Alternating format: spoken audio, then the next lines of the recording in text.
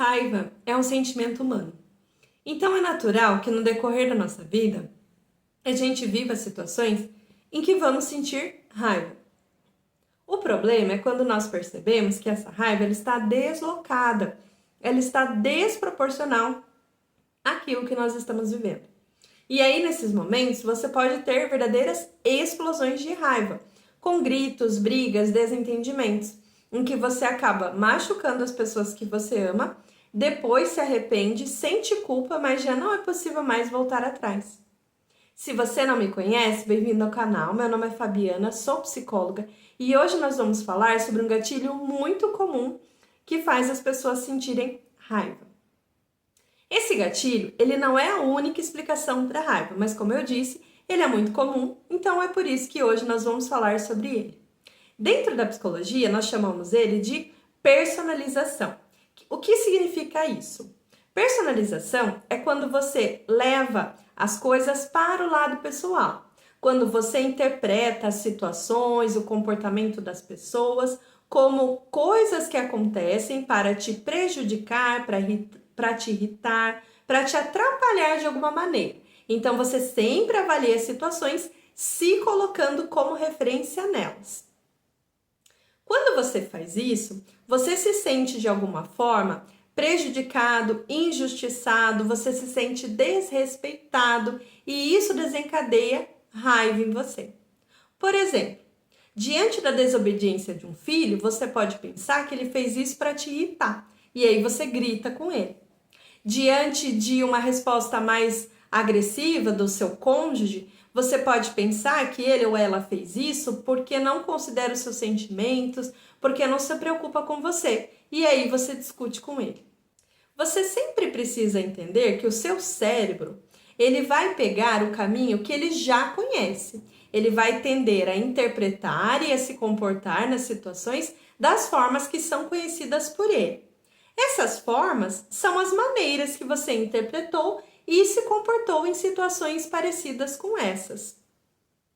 Então é necessário que você apresente ao seu cérebro outros caminhos, outras possibilidades de interpretação e também de comportamento.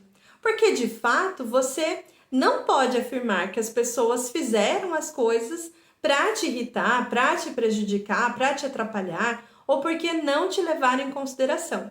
Então você precisa considerar que há outras possíveis explicações para essas situações que não estejam relacionadas a você. Você pode ajudar o seu cérebro a encontrar essas outras formas de interpretação e também de se comportar fazendo um exercício com ele. Quando você tiver explosões de raiva, passado um tempo, quando você perceber que a sua emoção já diminuiu, que você não está sentindo mais raiva, você vai avaliar a situação que aconteceu. Então você vai pensar, por exemplo, no caso do exemplo que eu dei do filho. Você vai se lembrar da situação e vai avaliar se você levou a situação para o lado pessoal. Se você pensou, por exemplo, que ele fez isso para te irritar. Uma outra explicação para essa situação que não tem a ver com você é a do seu filho ser uma criança em desenvolvimento. Então ele não consegue ainda obedecer com prontidão, né? O seu papel como educador é justamente ajudá-lo a desenvolver a obediência. No caso que eu falei do esposo ou da esposa, do cônjuge que responde mais agressivamente, você pode considerar a hipótese dele ou dela estar cansado, ter tido um problema no trabalho e por isso ter te dado essa resposta agressiva, o que não está relacionado com ele ou ela não se preocupar com você ou não levar em consideração os seus sentimentos. Você vai perceber que quando você faz essas outras interpretações, quando você leva em consideração essas outras possibilidades, o que você sente não é raiva, mas você sente motivação para ajudar as pessoas ou para resolver a situação que se apresenta. Você vai ainda colocar em prática nesse exercício a sua imaginação. Você vai imaginar outras maneiras de se comportar que não sendo agressivo. Então, no exemplo do filho, você vai imaginar que de uma próxima vez que você enfrentar uma situação parecida, você não vai gritar com ele, por exemplo. Você vai, com firmeza, explicar para ele como ele deve te obedecer. No exemplo do cônjuge, você não vai iniciar uma discussão por ter pensado que ele ou ela não considerava os seus sentimentos.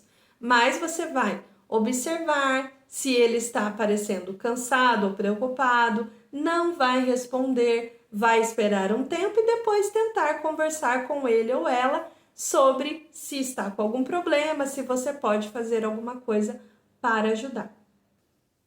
Quando você começar a colocar em prática esse exercício de refletir sobre as situações em que você teve a explosão de raiva, que você se comportou agressivamente, de pensar em outras possibilidades de interpretação, de pensar em outras possibilidades de se comportar, você vai perceber que com o tempo, com paciência com você mesmo, com a prática desse exercício, você vai perceber que vai ficando um pouco mais fácil de se lembrar dessas outras possibilidades de interpretação do momento em que as situações te desagradam.